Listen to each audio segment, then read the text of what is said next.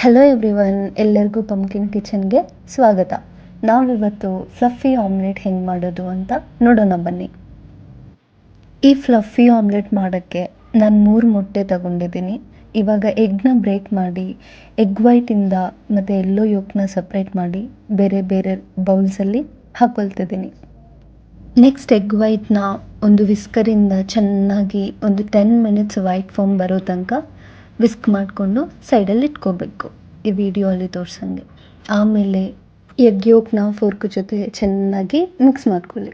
ಇವಾಗ ಒಂದು ಪ್ಯಾನಲ್ಲಿ ಬೆಣ್ಣೆ ಹಾಕಿ ಆಮೇಲೆ ಮಿಕ್ಸ್ ಮಾಡ್ಕೊಂಡಿರೋ ಎಗ್ ಯೋಕ್ನ ಅದಕ್ಕೆ ಹಾಕಿ ರುಚಿಗೆ ತಕ್ಕಷ್ಟು ಉಪ್ಪು ಮತ್ತು ಖಾರದ ಪುಡಿ ಹಾಕ್ಕೊಳ್ಳಿ. ವಿಸ್ಕ್ ಮಾಡ್ಕೊಂಡಿರೋ ಎಗ್ ವೈಟ್ ಫೋಮ್ನ ಪ್ಯಾನ್ ಮೇಲೆ ಹಾಕಿ ಒಂದು 10 ಮಿನಿಟ್ಸ್ ಲೋ ಫ್ಲೇಮಲ್ಲಿ ಕುಕ್ ಮಾಡ್ಕೊಳ್ಳಿ. ಇವಾಗ ಸ್ವಲ್ಪ ಖಾರದ ಪುಡಿ ಮತ್ತು ಉಪ್ಪು ಹಾಕ್ಕೊಳ್ಳಿ. ಇವಾಗ ಒಂದು ಸರಿ ಫ್ಲಿಪ್ ಮಾಡಿ ಕುಕ್ ಮಾಡ್ಕೊಳ್ಳಿ.